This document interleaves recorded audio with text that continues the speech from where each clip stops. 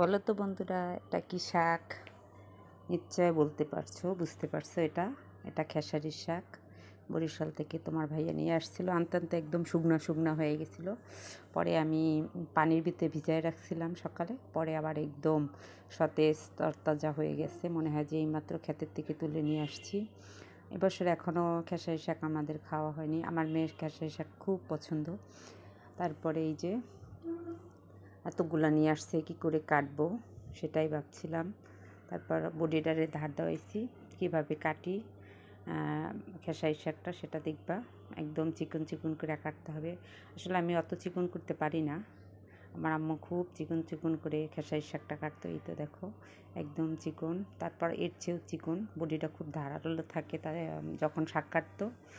আসসালামু আলাইকুম বন্ধুরা, কেমন আছো সবাই? আই হোপ সবাই ভালো আছো। আমিও তোমাদের মতো অনেক ভালো আছি। চলে আসলাম তোমাদেরকে খেসারি শাক, এবছরের প্রথম খেসারি শাক কাটা, বাছা এবং ভাজি সব দেখাবো তোমাদেরকে। একটা রেসিপি ভিডিও শাকের। তো প্রথমটা কীভাবে গুছিয়ে নিয়েছি সেটা দেখাতে পারি না, এই তো আবার দেখালাম। এই তো এভাবে গুছিয়ে নেবে। ওদিকে কাটতে গিয়ে আমার হাতটাও কিন্তু কেটে গেছে। ভিডিওর শুরুতে একটা লাইক দিয়ে ভিডিওটা কন্টিনিউ করো তোমরা। যারা আজকে নতুন দেখো আমার ভিডিও, তাদের কাছে রিকোয়েস্ট থাকবে প্লিজ তোমরা আমার চ্যানেলটাকে সাবস্ক্রাইব করে বেল বাটনটা অন করে দিও। এই তো, আর যদি বেশি ভালো লাগে প্লিজ তোমাদের বন্ধুদের সাথে একটু শেয়ার করে দিও। এরা কাটতেছি আর তোমার ভাইয়ের সাথে কথা বলতেছি। এভাবে শাক কাটা খুব কষ্ট। এতগুলো শাক আমি কী করে কাটবো? অনেকগুলো শাক হয়ে গেছে। আমি বয়স দিয়ে শুরু করছি, অর্ধেকটা হয়ে গেছে। আজান দিতেছে, তোমরা আজানের শব্দ শুনতে পাবা। ওই যে কাটতে গিয়ে আমার হাতের বুড়ো আঙ্গুলের উপরটা কেটে গেছে। পরে তোমার ভাই আবার করে দিচ্ছে, বাইন্দা দিচ্ছে তুলা দিয়ে, তারপর ব্যান্ডেজ দিয়ে বাদে বাইন্দা দিচ্ছে। কাটতেছি, কাটতে গেছে সবগুলোই কাটা হয়ে গেছে। অনেকগুলো শাক ছিল, কিন্তু রান্না করছি পরে একটুখানি হয়ে গেছে গা। আর আমার মেয়ের এত বেশি শাকটা পছন্দ। ঢাকার শাক তো মনে করো একদম আস্তা গাছের সাথে কেটে নিয়ে আসে। আর এই জায়গায় রামপুরাতে আমি পাইও নাই। আমি যখন মণিপুর থাকতাম তখন সেখানে আবার এই যে তুলাগুলো নিয়ে আসতো, কেজি হিসাবে ব্যস্ত। সবগুলো কাটা হয়ে গেছে, তুমি দেখতে পাচ্ছ। ডান হাতটা আমার কেটে গেছে। আমাকে তোমার ভাইয়া বলতেছে গুণ নাই তো, তাই আমার নাকি হাত কেটে গেছে। আসলে মেয়ের আগে অনেকবার কাটছি, তা যতবারই কাটছে ততবারই হাত কাটছে।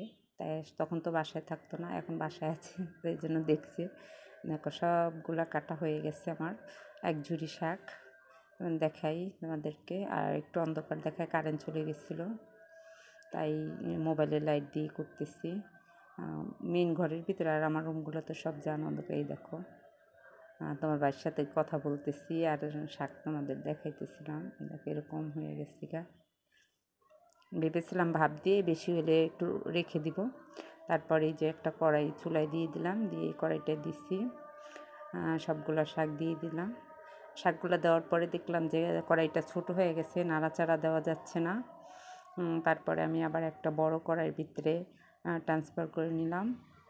কড়াইটা অনেকটাই বড়, একদম নেড়ে চেড়ে মানে সুন্দরভাবে ভাজা যায়। আর এখানে আমি কোনো পানি ইউজ করিনি। দেখো অনেক বড় কড়াইটা। আর পুরো হাই হিটে আমি শাকটা ভাজি করছি। খেসারি শাকটা কিন্তু হাই হিটে ভাজি করতে আর কোনো পানি ইউজ করা যাবে না। এখন শাকটা কমছে পর আমি লবণ দিয়ে দিছি, আর পেঁয়াজ কুচি দিয়ে দিব, 3টা কাঁচামরিচ কুচি দিয়ে দিছি। আর খেসারির শাকে কিন্তু কাঁচামরিচের থেকে শুকনো মরিচ দিলে ভালো লাগে খেতে। এখন এই যে নাড়ার উপরে রাখছি যে পিছনে নিচে যেন পুড়ে না যায়। হাই হিটে, একদম হাই হিটে দেওয়া আছে। এভাবে নাড়তেছিলাম, কারণ খেসারি শাকটা বেশিক্ষণ যদি পানি থাকে তাহলে কিন্তু টক লাগবে। আর এটা এখন লো হিটে রান্না করা যাবে না, একদম হাই হিটে করা লাগবে। আমি কিন্তু দেখো নাড়া বন্ধ করিনি যে পুড়ে না যায়। তারপর 2টা পেঁয়াজ কুচি করে দিয়ে দিলাম, আর 3টা কাঁচামরিচ দিয়ে দিছি। তো হয়ে গেছে দেখো। হ্যাঁ, একটু আমি এবার উঠায় নিয়ে মুখে দিয়ে দেখলাম যে সিদ্ধ হয়েছে নাকি, সুন্দর সিদ্ধ হয়েছে। আর একটুকু পানি নেই দেখো। এখন এই যে শাকগুলো নামিয়ে নিব। শাকটা শুকিয়ে গেছে পানিটা একবারে। এখন আর এই যে ছোটো কড়াইটা আবার দিয়ে দিচ্ছি পেঁয়াজ কুচি, রসুন কুচি। আর খেসারি শাকে রসুনটা কিন্তু বেশি দিলে ভালো লাগে। পেঁয়াজটা একটু বাদামি করে ভেজে নিলাম। এখন শাকগুলো সব দিয়ে দিব, দিয়ে নাড়াচাড়া করে নিব। তোমরা এভাবে ভেজে দেখো। এখন তো প্রায় শাকের সিজন শেষ, অনেকটা ফুল ফুল হয়ে গেছে। এখন খেসারি ছড়ার মতন বের হয়ে যাবে। এই দেখো সুন্দরভাবে আবার নেড়েচে দিই। 4 চামচ দিয়েছিলাম, কারণ আমার এই চিলি ফ্লেক্সটায় কোনো ঝাল কম, একেবারে কম। প্রথম 2 চামচ দিছি, মুখে দিয়ে দেখি ঝাল হয় না, তারপর আবার দিচ্ছি, দিয়ে করছি। খেসারি শাক ভাজিতে কিন্তু চিলি ফ্লেক্স দিলে খেতে খুব ভালো লাগে। আর আমি তো জানো খাবারের সময় ভিডিওটা করি না, যার কারণে তোমাদেরকে খেতে কি কেমন হলো সেটা আর বললাম না।